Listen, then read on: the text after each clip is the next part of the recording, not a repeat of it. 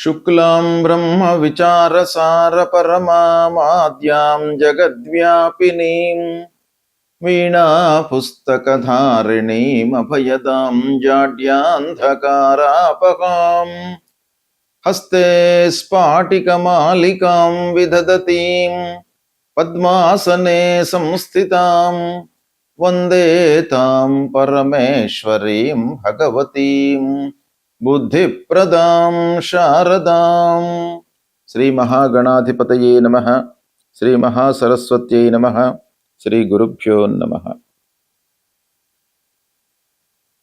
August మాసము ఆషాఢ కృష్ణ తదియ శనివారం నుండి శ్రావణ కృష్ణ తదియ సోమవారం వరకు ఉన్నది. ఈ ఆగస్టు మాసంలో గ్రహాలు ఏ రాశులలో సంచరిస్తున్నాయి అనే విషయాన్ని మనం చూసినట్టయితే, సూర్యుడు ప్రధానమైనటువంటి గ్రహము 17వ తారీఖు వరకు కర్కాటక రాశిలో సంచరిస్తున్నాడు. తదనంతరం సింహరాశిలోకి ప్రవేశిస్తున్నాడు. కుజుడు 2వ తారీఖు నుండి మిథున రాశిలో సంచరిస్తున్నాడు. బుధుడు 5 ఆగస్టు వరకు మిథున రాశిలో సంచరిస్తున్నాడు.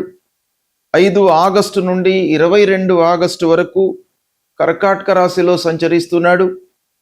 22 నుండి మాసాంతం వరకు కూడాను సింహరాశిలో సంచరిస్తున్నాడు. గురువు కర్కాటక రాశి అయినటువంటి ఉచ్చ స్థానంలో సంచారం జరుగుతోంది.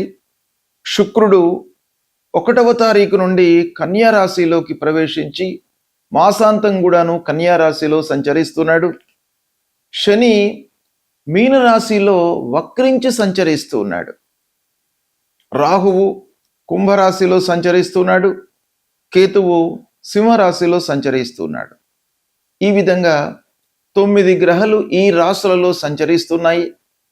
అయితే ఈ సంచారము 12 రాశుల వారికి ఎలాంటి ఫలితాలను ఇవ్వబోతున్నాయి ఈ ఆగస్టు మాసంలో అనే విషయాన్ని మనము విశ్లేషించి తెలుసుకుందాం.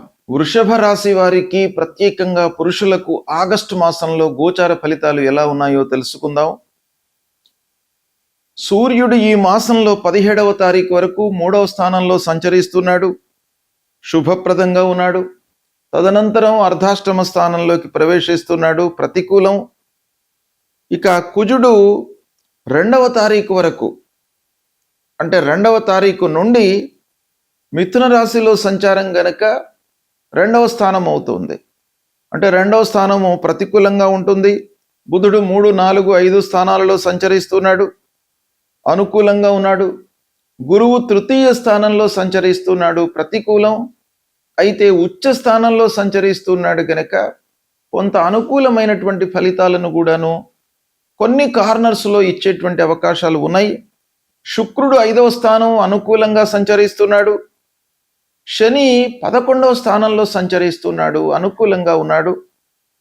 అయితే వక్రించి సంచరిస్తున్నాడు కనుక కొంత మనం జాగ్రత్తగా నిర్ణయాలు తీసుకోవడం అవసరము.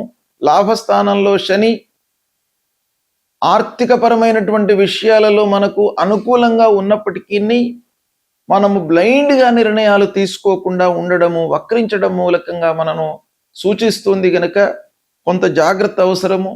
రాహు 10వ స్థానంలో ప్రతికూలం, కేతు 4వ స్థానంలో ప్రతికూలం. ఈ విధంగా గ్రహస్థితి ఉంది. అయితే గ్రహస్థితి స్థానాలను, శుభాశుభాలను కూడాను దృష్టిలో పెట్టుకున్నట్టయితే దాదాపు 70% వృషభ రాశి వారికి ఈ ఆగస్టు మాసంలో మంచి ఫలితాలు కలిగే అవకాశాలు కనబడుతున్నాయి. అయితే ధైర్య సాహసాలతో మీరు నిర్ణయాలు తీసుకుంటారు, తద్వారా లాభాన్ని పొందుతారు. ఇకపోతే ఉద్యోగంలో ఉన్నటువంటి వాళ్లకు ఆఫీసు లోపల బాధ్యతలు పెరుగుతాయి. అధికారులతో మాట్లాడేటప్పుడు కొంత సంయమనంతో ఉండడం చాలా అవసరం. అంటే ఇక్కడ ఓపిక అనేటువంటిది చాలా అవసరం వృషభ రాశి వారికి. ఎవరితో మాట్లాడినప్పటికీ ఏ విషయం లోపల కూడాను మన నిర్ణయాలు తీసుకునే ముందు కూడాను పూర్వాపరాలను క్షుణ్ణంగా చూసి ఆలోచించి నిర్ణయాలు తీసుకోవడం చాలా అవసరము. ఆదాయం మట్టుకు స్థిరంగా ఉంటుంది. శని సంచారం మూలకంగా మీరు లాభాలను గడిస్తారు. ఇక శుక్రుడు అనుకూలంగా ఉన్నాడు, పంచమ స్థాన సంచారం గనక మీకు ప్రేమ విషయం లోపల అనుకూలమైనటువంటి సమయము. సంతానం కొరకై ప్రయత్నాలు చేస్తున్నటువంటి వాళ్ళు, ప్లానింగ్లో ఉన్నటువంటి వాళ్లకు కూడాను శుభ ఫలితాలు గోచరిస్తున్నాయి. ముఖ్యంగా విద్యార్థులకు చాలా అనుకూలమైనటువంటి సమయము. కొంత మీరు ఏకాగ్రతతో ఉన్నట్టయితే అద్భుతమైనటువంటి ఫలితాలను సాధించే అవకాశం కనబడుతుంది. ముఖ్యంగా ఏ రంగంలో ఉన్నటువంటి వాళ్లకు ఈ ఆగస్టు మాసము వృషభ రాశి జాతకులకు అనుకూలంగా ఉంటుంది అనే విషయాన్ని మనం చూసినట్టయితే, ఈ మెడికల్ ఫీల్డ్లో ఉన్నటువంటి వాళ్ళు, అంటే మెడిసిన్ చదువుతూ ఉన్నటువంటి విద్యార్థులకు, ఫార్మసీ చదువుతూ ఉన్నటువంటి విద్యార్థులకు, బయాలజీ వైపుకు ఉన్నటువంటి వాళ్లకు బాగా కలిసి వస్తుంది. ఆ రంగాలలో మీరు రాణించే అవకాశాలు ఉన్నాయి. మంచి మార్కులతో ఉత్తీర్ణత పొందుతారు. ఇక వ్యవసాయం చేస్తున్నటువంటి వాళ్లకు కూడాను మంచి దిగుబడులు కనబడుతున్నాయి. ఈ వృషభ రాశి వాళ్లకు ఈ మాసం లోపల డైరీ బిజినెస్ లో ఉన్నటువంటి వాళ్లకు, అంటే పాలు అమ్మడము కొనడము, ఈ దీనికి సంబంధించినటువంటి బిజినెస్ లో ఉన్నటువంటి వాళ్లకు కూడాను బాగా కలిసి వస్తుంది. ఇకపోతే విదేశీ ఉద్యోగాల కొరకై ప్రయత్నం చేస్తున్నటువంటి వాళ్లకు ఈ ఆగస్టు మాసము కొంత అనుకూలంగా ఉంది. ప్రయత్నాలు బాగా చేయండి. ఇకపోతే విదేశంలో ఆల్రెడీ ఉన్నటువంటి వాళ్ళు, పర్మనెంట్ స్టేటస్ కొరకు ప్రయత్నం చేస్తున్నటువంటి వాళ్లకు కూడాను ఈ ఆగస్టు మాసం అనుకూలంగా ఉంది. కుటుంబంలో మట్టుకు చిన్న చిన్న విభేదాలు, అభిప్రాయ భేదాలతో కొంత ఇబ్బందులు ఎదురయ్యే అవకాశం కనబడుతుంది. దాన్ని అధిగమిస్తారు. అయితే కొంత సంయమనం మట్టుకు అవసరము. ఇక ముఖ్యమైనటువంటి విషయం ఏంటంటే, ఆస్తి కొనుగోళ్ల విషయం లోపల మీరు జాగ్రత్త వహించాలి. డాక్యుమెంటేషన్ పరంగా కానివ్వండి, డబ్బు ఇచ్చేటప్పుడు కానివ్వండి, కొన్ని మీరు జాగ్రత్తలు పాటించినట్టయితే తప్పకుండా మీకు మంచి ఫలితాలు కలుగుతాయి. వ్యాపారంలో భాగస్వాములతో కొన్ని ఇబ్బందులు ఉన్నాయి, కొంత జాగ్రత్తలు తీసుకోండి. ప్రయాణాలు అనుకూలిస్తాయి. ఆరోగ్యంపై మీరు శ్రద్ధ చూపడం అవసరము. ఇక వివాహాది శుభకార్య ప్రయత్నాలలో ఉన్నటువంటి వాళ్లకు కొంత ఆటంకాలు ఎదురైనప్పటికీ మన ఆత్మీయులు, సోదరులు, బంధువులు వీళ్ళందరి యొక్క సహాయ సహకారాలతో మీ ప్రయత్నాలు ముందుకు కొనసాగుతాయి. ఇక ముఖ్యంగా సంతాన యోగం కనబడుతుంది ఈ మాసం లోపల. మిత్రులు, బంధువులు, చిన్ననాటి సోదరులు, చిన్ననాటితో మీతో తిరిగినటువంటి వాళ్ళందరితో కూడాను మీకు సహాయం లభిస్తుంది. పెట్టుబడుల విషయం లోపల జాగ్రత్త వహించండి. కోర్టు వ్యవహారాలలో కొంత మీరు జాగ్రత్తగా ఉండండి. ముఖ్యంగా ఆధ్యాత్మికత వైపుకు మీ మనస్సు వెళ్ళేటువంటి అవకాశం బాగా ఉంది. ఓవరాల్గా మనం చూసినట్టయితే వృషభ రాశి వారికి అనుకూలతనే ఎక్కువగా కనబడుతుంది. అయితే మీరు తీసుకోవలసినటువంటి జాగ్రత్త ఏంటంటే, ఓపిక చాలా అవసరము ఈ మాసంలో. అది మీరు ఆచరించినట్టయితే చాలా మంచి ఫలితాలను పొందుతారు. గ్రహస్థితి ప్రతికూలంగా ఉన్నప్పుడు మనము ఆ భగవంతుడి యొక్క అనుగ్రహాన్ని పొందడము చాలా ముఖ్యం.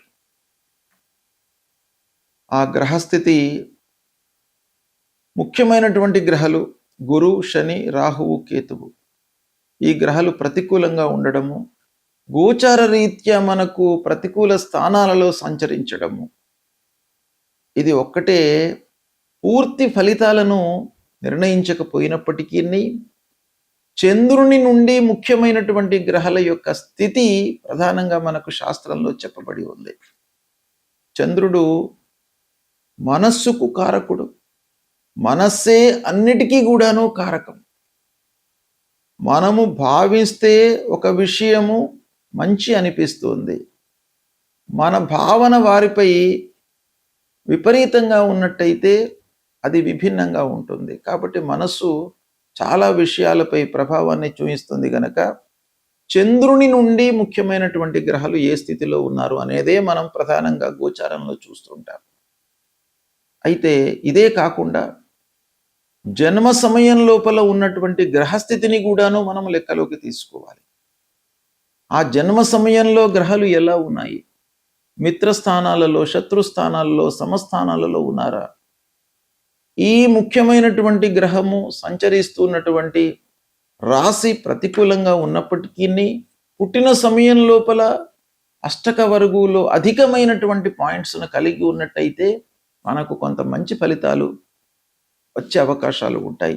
ఇలా ఎన్నో ఫ్యాక్టర్స్ను మనము లెక్కలోకి తీసుకొని ఫలితాలను నిర్ణయించడము అనేటువంటిది శాస్త్రబద్ధం. కాబట్టి గోచార ఫలితాలు ప్రతికూలంగా ఉన్నప్పుడు మనము ముఖ్యంగా గురువు విషయమై ఆలోచించినట్టయితే దక్షిణామూర్తి స్తోత్ర పారాయణం చేసుకోవడము, గురువుకు సంబంధించినటువంటి మూలమంత్రాన్ని జపించడము, దేవానాంచ ఋషీణాంచ గురుం కాంచన సన్నిభం వందనీయం త్రిలోకానాం తం నమామి బృహస్పతి అనేటువంటి మూలమంత్రాన్ని ప్రతినిత్యం కూడాను చదువుకుంటే గురువు యొక్క అనుగ్రహం లభిస్తుంది. తల్లిదండ్రులను సేవించండి. తల్లిదండ్రులు ప్రథమ గురువులు. జన్మతో మనకు అన్నీ నేర్పినటువంటి వాళ్ళు ప్రప్రథమంగా తల్లిదండ్రులు. కాబట్టి వాళ్లకు సపర్యలు చేయడము, వాళ్ళ యొక్క ఆరోగ్య విషయమై మనము మనసు నిలపడము, బాగోగులను చూసుకోవడము, ఇవి చాలా ప్రధానమైనటువంటిది. తద్వారా వాళ్ళ యొక్క అనుగ్రహం లభిస్తుంది. అదేవిధంగా శని ప్రతికూలంగా ఉన్నప్పుడు హనుమాన్ చాలీసా చదవండి, ఆంజనేయ స్వామిని కొలవండి, శనికి సంబంధించినటువంటి మూలమంత్రాన్ని ప్రతినిత్యం కూడాను చదువుకోండి. రాహుకేతులు ప్రతికూలంగా ఉన్నప్పుడు అమ్మవారి దేవాలయానికి వెళ్ళండి, అమ్మవారిని కొలవండి, అమ్మవారికి సంబంధించినటువంటి స్తోత్ర పారాయణాలు చేయండి. దుర్గా సప్తశ్లోకి అనేటువంటిది మీకు చాలా ఉపయోగపడుతుంది. దాన్ని మీరు ప్రతినిత్యం కూడాను చదువుకోండి. అందులో ఉన్నటువంటి 7 శ్లోకాలను మీరు ప్రతినిత్యము కూడాను చదవడం మూలకంగా భయము, ఆందోళన ఇవన్నీ కూడాను దూరమైపోయి మీకు విజయము చేకూరేటువంటి అవకాశాలు ఉంటాయి. ఆత్మవిశ్వాసాన్ని మీకు ఆ అమ్మవారు మీ లోపల నెలకొల్పుతారు. కాబట్టి అది చేయండి. గణపతిని స్మరించండి, గణపతి దేవాలయానికి వెళ్ళండి. ఇలా ప్రతికూలంగా ఉన్నప్పుడు మనం చేయవలసినటువంటి కర్తవ్యము భగవంతుణ్ణి సందర్శించుకోవడము, దేవాలయానికి వెళ్ళడము, స్తోత్ర పారాయణాలు చేయడము. తద్వారా మీకు ఆ భగవంతుడి యొక్క అనుగ్రహం లభిస్తుంది. ఈ దుస్థానాలలో సంచరిస్తున్నటువంటి గ్రహాల యొక్క ప్రభావము తగ్గుతుంది, శుభ ఫలితాలు కలుగుతాయి. దీన్ని మీరు ఆచరించండి. శుభం.